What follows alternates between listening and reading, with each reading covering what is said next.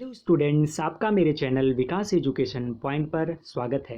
विद्यार्थियों, आज मैं आपको शिक्षा निदेशालय राष्ट्रीय राजधानी क्षेत्र दिल्ली द्वारा दी जाने वाली क्लास 10th के सामाजिक विज्ञान विषय से राजनीति विज्ञान से वर्कशीट या कार्यपत्रक 2 का अध्ययन करेंगे।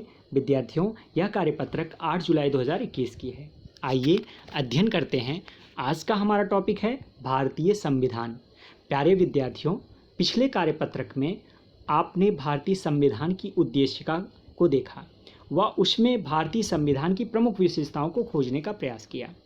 आज के कार्यपत्रक में हम भारतीय संविधान की प्रमुख विशेषताओं का अध्ययन करेंगे। देखते हैं बच्चों, हमारे भारतीय संविधान की क्या क्या प्रमुख विशेषताएं हैं।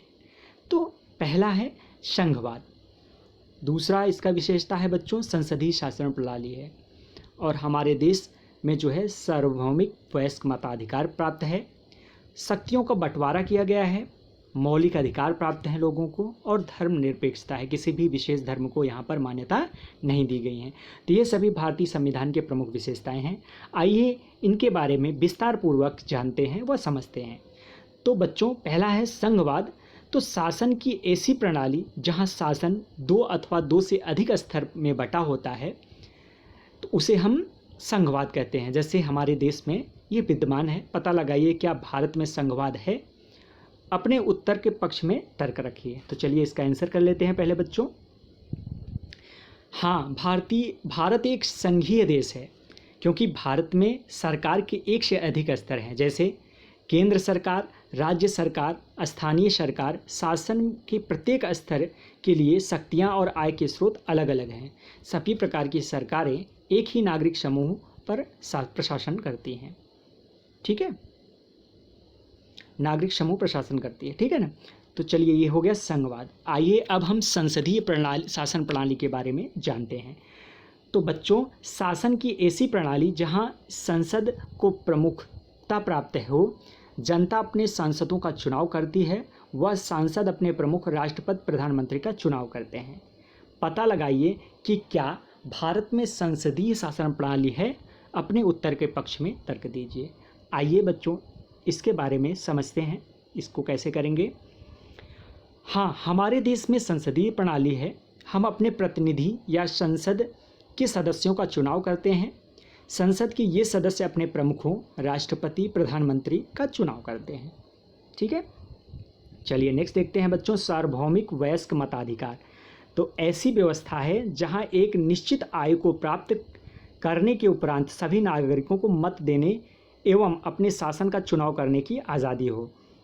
पता लगाइए कि क्या भारत में सार्वभौमिक वयस्क मताधिकार है। यदि हाँ, तो भारत में सार्वभौमिक वयस्क मताधिकार की आयु कितनी है। तो आइए इसको समझते हैं बच्चों। हमारे देश भारत में सार्वभौमिक वयस्क मताधिकार प्राप्त है। लोगों को बिना किसी भेदभाव के वोट देने का एक समान अधिकार प्राप्त है। भारत में सार्वभौमिक वयस्क मताधिकार की आयु 18 वर्ष है। ठीक है, तो इसका आंसर इस प्रकार से हम कर लेंगे। चलिए नेक्स्ट है बच्चों, शक्तियों का बंटवारा। शासन की ऐसी प्रणाली जहां संविधान द्वारा शक्तियों का स्पष्ट बंटवारा किया जाता है, जिससे सत्ता के केंद्रों के मध्य टकराव को रोका जा सके।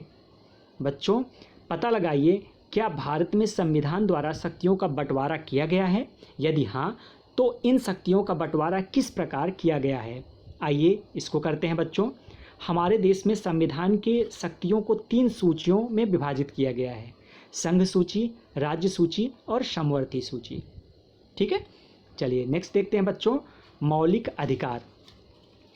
प्रत्येक देश का संविधान अपने नागरिकों को सम्मान से एवं गरिमामयी जीवन जीने के लिए कुछ अधिकार प्रदान करता है, जिसे मौलिक अधिकार कहते हैं। तो पता लगाइए कि क्या भारत में संविधान अपने नागरिकों को मौलिक अधिकार प्रदान करता है। ये मौलिक अधिकार कौन कौन से हैं। आइए इसका आंसर करते हैं बच्चों। भारतीय संविधान निम्नलिखित मौलिक अधिकार प्रदान करता है: समानता का अधिकार, स्वतंत्रता का अधिकार, शोषण के खिलाफ अधिकार, धर्म की स्वतंत्रता का अधिकार, सांस्कृतिक और शैक्षिक अधिकार, संवैधानिक उपचार का अधिकार। ठीक है, चलिए नेक्स्ट देखते हैं बच्चों, धर्मनिरपेक्षता है। धर्मनिरपेक्षता शासन की एक ऐसी प्रणाली है जहां राज्य का अपना कोई धर्म नहीं होता।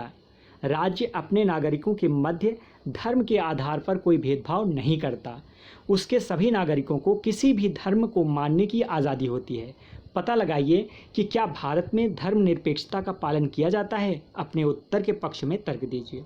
तो आइए इसके बारे में जानते हैं बच्चों। हाँ, भारत में धर्मनिरपेक्षता का पालन किया जाता है। यहाँ कोई आधिकारिक धर्म नहीं है। सभी नागरिकों को किसी भी धर्म का पालन करने की पूर्ण स्वतंत्रता है। कोई बाध्य नहीं किया जाता है किसी भी धर्म को, विशेष धर्म को मानने के लिए। ठीक है, तो ये था आज का हमारा कार्यपत्रक। बच्चों, कोविड-19 जैसे महामारी से बचने के लिए, सुरक्षित रहने के लिए हमें मास्क पहनने की आवश्यकता है।